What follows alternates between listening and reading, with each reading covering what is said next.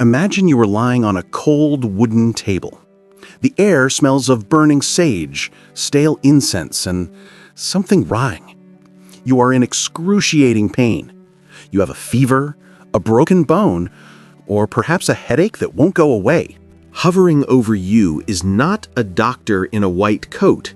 It is a man in a rough wool robe. His hands are stained with ink and soil. He holds a rusty iron knife in one hand and a crucifix in the other. He is a monk, and he is the only thing standing between you and the grave. Welcome to the terrifying world of medieval medicine, a time when science was considered magic, sickness was a punishment from God, and the cure was often more painful than the disease. For centuries, the low clergy, the humble monks and parish priests were the frontline doctors of the Dark Ages. They battled invisible killers with prayers, potions, and brutal surgeries performed without anesthesia.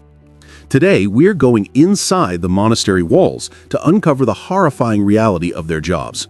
Before we make the first cut, make sure you hit subscribe and ring that bell. We explore the darkest corners of history every week, and you don't want to miss what's coming next. To understand why the medicine was so brutal, you first have to understand the mindset. In the medieval world, the physical and the spiritual were not separate. If you fell ill, it wasn't because of bacteria or a virus. Those concepts didn't exist yet. You were sick because your body was out of balance, or worse, because you had sinned.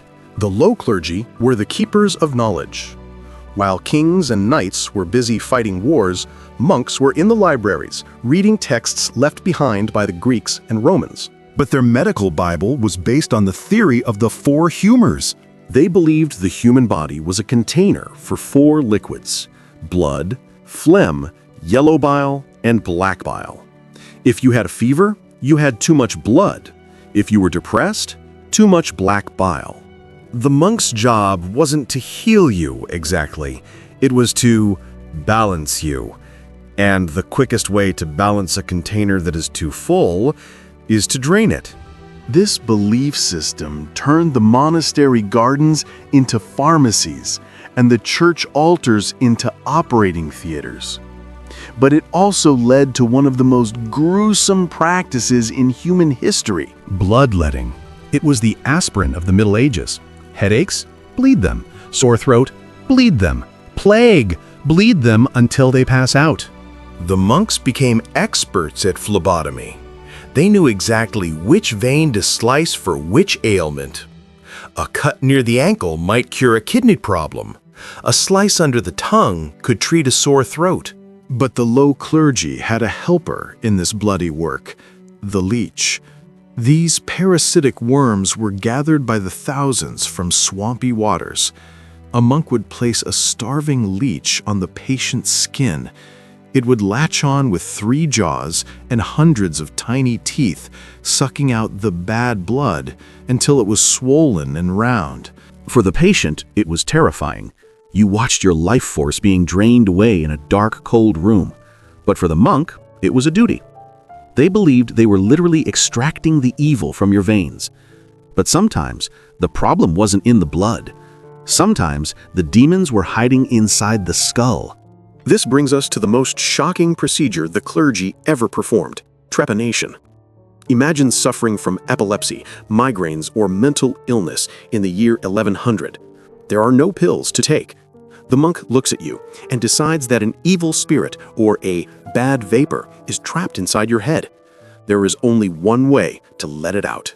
Without anesthesia, perhaps only a bite of leather or a swig of herbal wine, the monk would take a sharp metal tool and begin to bore a hole directly into your skull. He had to be strong enough to break through the bone, but gentle enough not to pierce the brain itself. It was a surgery of millimeters. The sound of the scraping bone would echo inside your own head. The pain would be blinding.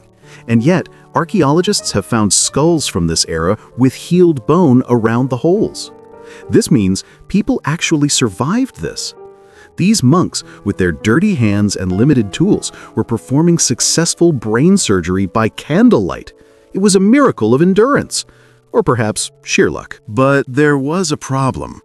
As these surgeries became more complex and bloody, the church hierarchy began to get uncomfortable. Monks were men of God. They were supposed to save souls, not cut flesh. The sight of a priest covered in blood, holding a saw, didn't look holy. In 1163, the Council of Tours issued a famous decree, Ecclesia abhorret a sanguine. The church abhors blood. Suddenly, the low clergy were forbidden from performing surgeries that involved shedding blood. But the sick people didn't stop coming. So who took over? The barbers. Yes, the men who cut hair. They already had the sharpest razors in town. They had the chairs, they had the towels. The monks stepped back into the role of spiritual advisors, diagnosing the illness, while the barbers did the dirty work of cutting and sawing. This is actually why the modern barber pole has red and white stripes. White for the bandages, red for the blood. But just as this transition was happening, the ultimate test arrived. A test that neither the monk's prayers nor the barber's blade could stop. In the mid-1300s, the bubonic plague, the Black Death, tore through Europe. This was the moment that broke the heart of the low clergy. Until now, they believed they had answers. They believed if they prayed hard enough, used the right herbs, and balanced the humors, God would heal the patient. But the plague didn't care about humors. A monk kneeling by a dying child. He looks helpless. His hands are shaking. The monks and parish priests were the ones who stayed behind when the rich nobles fled to their country estates. They went into the infected houses to give last rites. They tried everything. They lanced the boils, which only spread the infection. They burned aromatic herbs to cleanse the air. They whipped themselves in the streets, begging God for mercy. But they died by the thousands. In some monasteries, everyone died. The archives go silent because there was no one left to write down the history. It was a horror show. The people looked to the church for protection, and they saw their protectors dying just as fast as the sinners.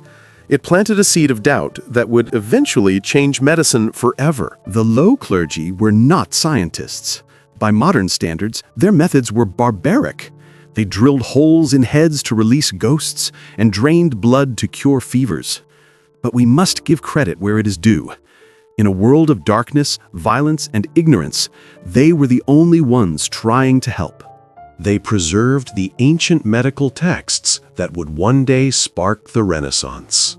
They built the first hospitals, places of hospitality for the sick.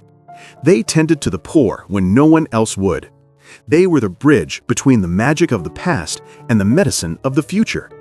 They walked through the valley of the shadow of death, armed with nothing but a rusty knife and a prayer. So the next time you complain about sitting in a doctor's waiting room, just remember the monk with the drill and be thankful you live in the 21st century.